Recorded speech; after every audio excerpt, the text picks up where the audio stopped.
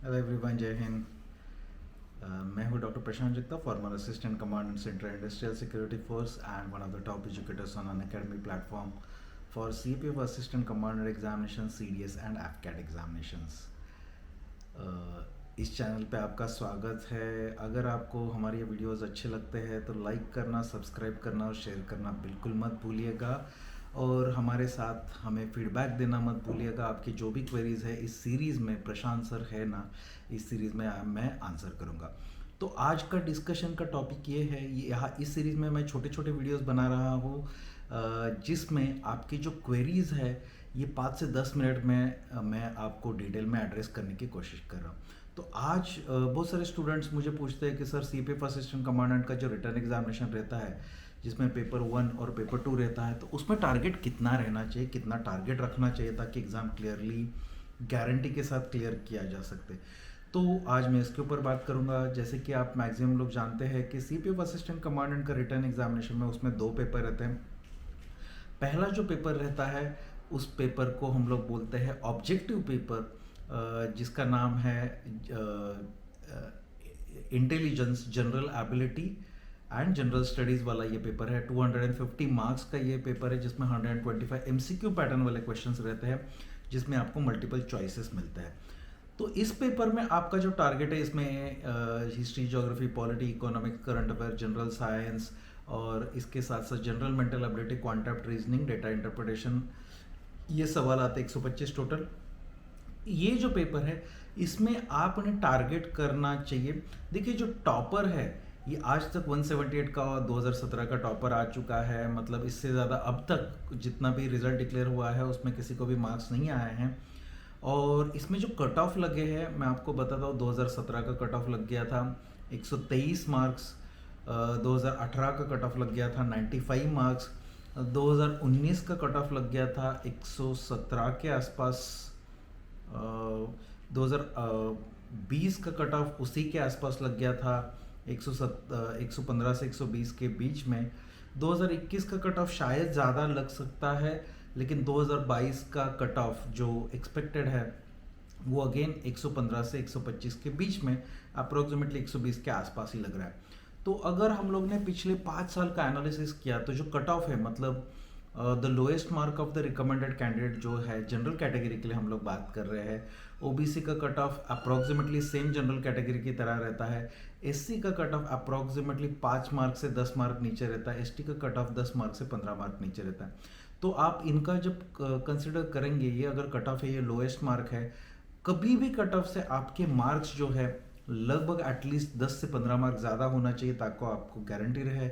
सो अगर हम लोग एज्यूम करके चले कि हमारा कट ऑफ 120 लग रहा है तो आपके मार्क्स 135 रहने चाहिए। और 135 मार्क रखने के लिए आपको टारगेट जो है 150 या 160 का रखना पड़ेगा। सो पेपर 1 में हमेशा सेफ टारगेट, आई बिलीव 160 ये टारगेट आपने रखना चाहिए, तब जाके कहीं पे आप 135 140 मार्क्स तक लेके आ जाओगे।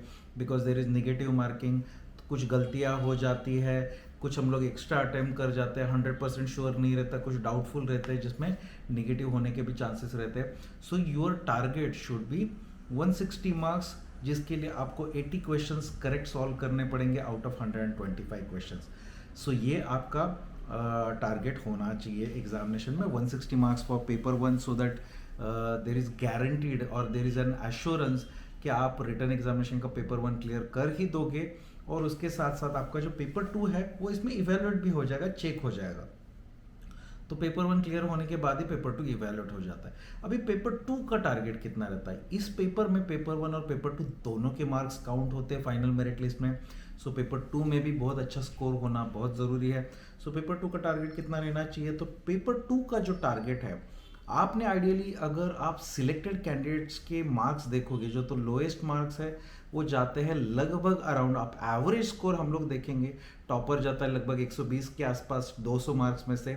और जो लोएस्ट मार्क्स जो है सिलेक्टेड कैंडिडेट्स के, जो रिकमेंड हो गए हैं, जो ऑफिसर्स बनने वाले हैं, उनके जाते हैं लगभग 80 से 85 के बीच में।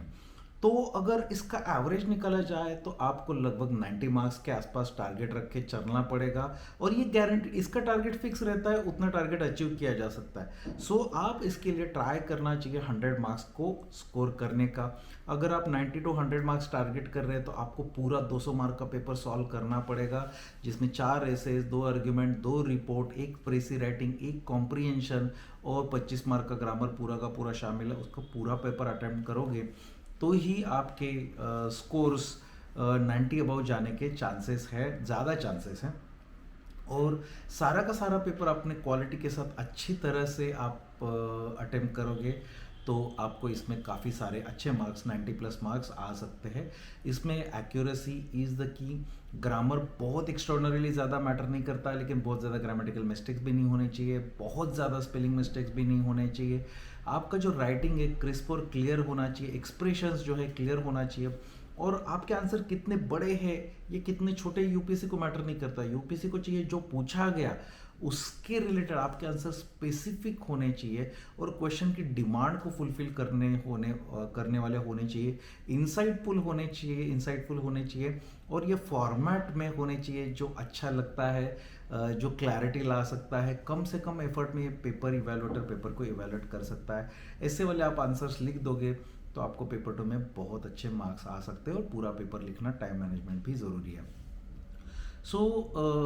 हम लोग जैसे जानते हैं कि जो हमारा एग्जामिनेशन है सीपीएफ असिस्टेंट कमांडेंट, इसका मेरिट 2 ही चीज़ों के ऊपर तय होता है। एक है रिटन एग्जामिनेशन जो 2023 में आपका एग्जामिनेशन 6 अगस्त को होने वाला है, जिसमें 2 पेपर रहता है। पेपर 1 जो 250 मार्क का है, और पेपर 2 जो 200 मार्क का है, मतलब 450 मार्क का आपका रिटन एग्जामिनेशन है।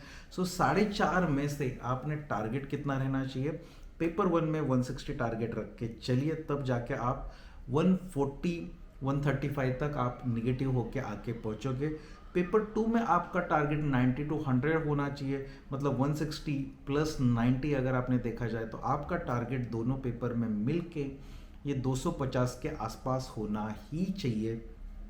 तब जाके अगर आपको 250 मार्क्स आ जाते हैं, तब जाके इंटरव्यू आपका जो 150 मार्क का है, उसमें जो टॉपर्स रहते हैं अप्रॉक्सीमेटली 110 से 120 के बीच में रहेंगे, तो इंटरव्यू में आपके मार्क्स कम आने से भी आप कॉम्पेंसेट कर पाओगे। इंटरव्यू में समझे आपको 100 मार्क्स नहीं आए तो आपका स्कोर हो जाएगा, 100 मार्क्स आने से आपका स्कोर हो जाता है 250 प्लस 100, जिसके मार्क्स इंटरव्यू के मार्क भी फाइनल मेरिट लिस्ट में काउंट होते हैं, तो आपका स्कोर हो जाएगा 350। लेकिन इंटरव्यू में आपके मार्क्स 90 आ गए, 340 आपका स्कोर हो जाएगा।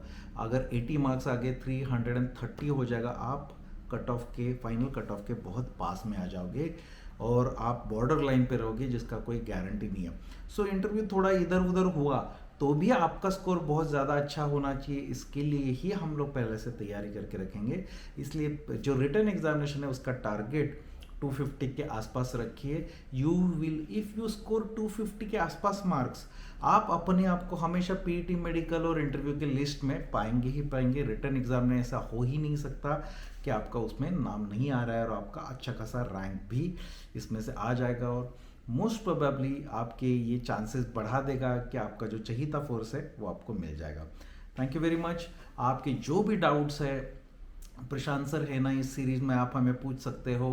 जो कमेंट्स है वो कमेंट सेक्शन में आप कमेंट कर दीजिए। हम लोग आपके डाउट्स के ऊपर मैं एक नया छोटा सा छोटा वीडियो आपके डाउट क्लियर करने के लिए बनाता रहूँगा। आपको हर दिन ये जो चैनल है, ये चैनल में आपको वीडियोस मिलेंगे, इंसाइटफुल वीडियो मिलेंगे, जिसकी आपको ज़रूरत रहती है। जो सवाल है मैं जो आंसर कर रहा हूँ आपकी ज़रूरतों के हिसाब से है।